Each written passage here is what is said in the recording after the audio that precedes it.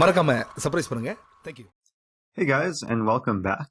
So in this next game, we're going to see a really short miniature played by Grandmaster Christian Bauer against lower-rated opponent Kei Nori, rated just below 2,300 FIDE. And in this game, we're going to see some creative play from whites in the opening. Going forward here, starting out as very typical London, and then after bishop d6, I would pose a question to the viewers. What would you play in this position? I think most people would probably play bishop to g3, probably the most typical move. But here we can see a nice idea from white, kind of taking advantage of the move order. As black has not committed this knight to f6, there's an additional way of playing in this position, which was chosen by Bauer in this game. After bishop take d6, queen take d6, we can see that now the white queen has access to g4. And Bauer went ahead and goes after this pawn on g7, which is not the easiest pawn to defend. And now it's going to force black to play some kind of awkward move to defend the pawn. Black played king f8 in the game, giving away casting rights, and we can see in just a few more moves how this really damaged black's position, with the king being a target in the position. But the other option for black is g6, which also doesn't look that appealing, as it weakens some dark squares around the king side. And because there's no dark square bishop for black, white would be happy at some point playing queen h4 and perhaps discouraging black from casting. So black, I guess in the game, wanted to choose the lesser of the two evils, but after king f8, we'll see how the game unfolds. Knight d2, b6, white just completes development, and now we see this move bishop a6, which is a somewhat typical move for some London positions where black usually has this not so great light squared bishop, wants to trade it off for white's better light squared bishop. In this case, black is forcing the trade, but I like the way that Bauer played here. He basically completely ignored black's idea of trading the bishops, just goes for his own play with knight to e5. And this is usually a good idea if your opponent is maybe playing on some edge of the board. It's best to respond in the center, and knight e5 is a very nice move, aiming to control some key squares in black's position.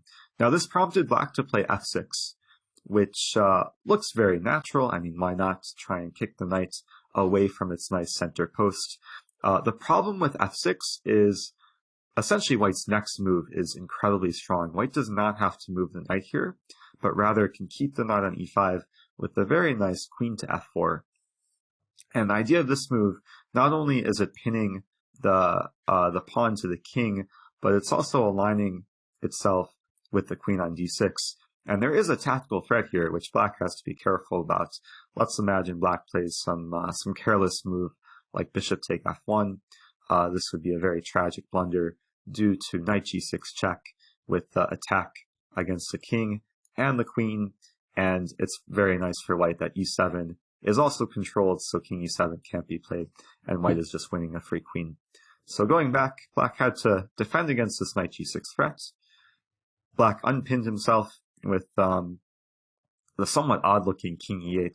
King has already moved twice so far within the first 10 moves, and I mean, it does look logical from some points that black does want to capture the knight, and now because the f-pawn is pinned, white has to respond.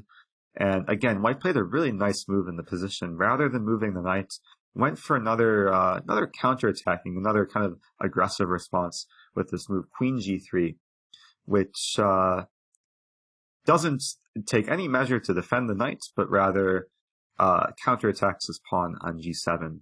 And if we imagine some line happens, like f take e5, queen take g7, white is the one winning material, as his rook on h8 would just be trapped. So going back in this position, black actually blundered here. Not only is white threatening queen take g7, kind of the obvious threat, but white had another threat in the position which black overlooked. Black played this move queen c7, which runs into a really amazing tactic. And I think it's important for white to be aware of the tactical potential in such a position, as black's queen is undefended on c7. It's aligned with white's queen on g3. And then there's an additional type of alignment in this position, which is, it looks irrelevant when you maybe first consider it, but it's very relevant to the tactic here. It's the fact that the rooks are aligned on h1 and h8.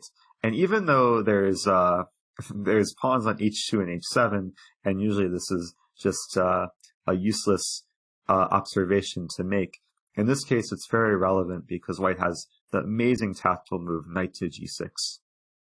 And the point of this is that white is attacking the queen, attacking the rook, and black has no time to save material, because if queen takes g3, white can respond with h take g3, unleashing the rook, and even though the knight can be taken, the pawn is now pinned to the rook on h8, and white is the one who is winning material here.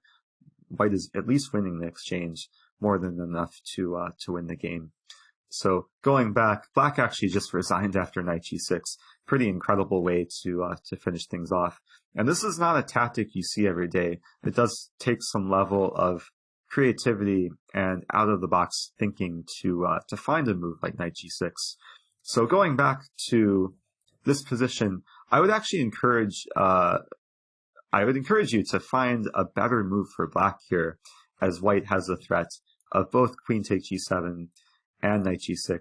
What should black do? What's the best way to defend? So as far as I can see, there's only two moves that attempt to defend the position. There's queen f8 or queen e7.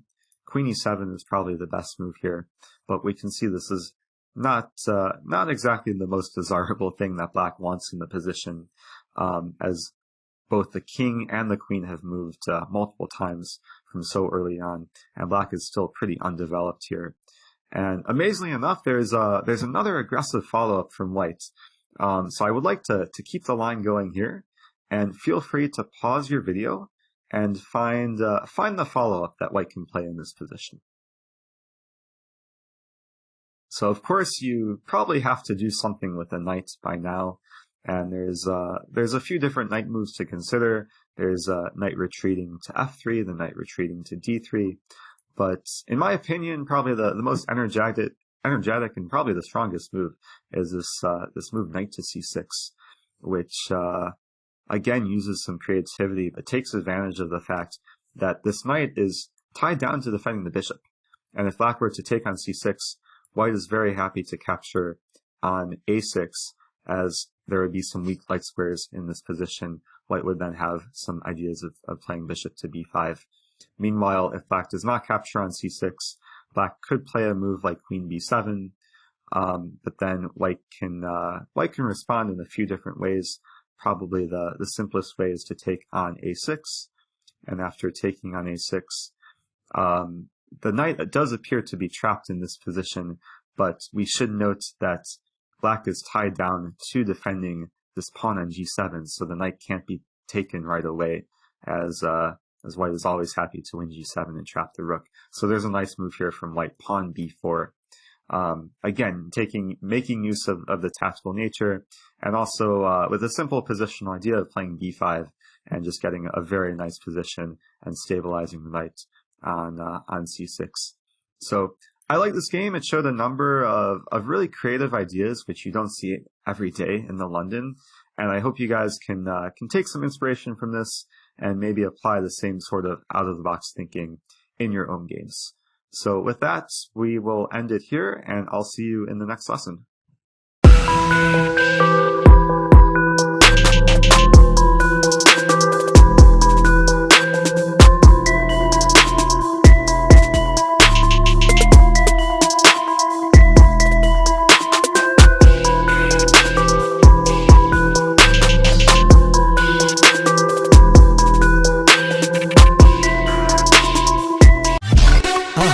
மறக்காம surprise பண்ணுங்க.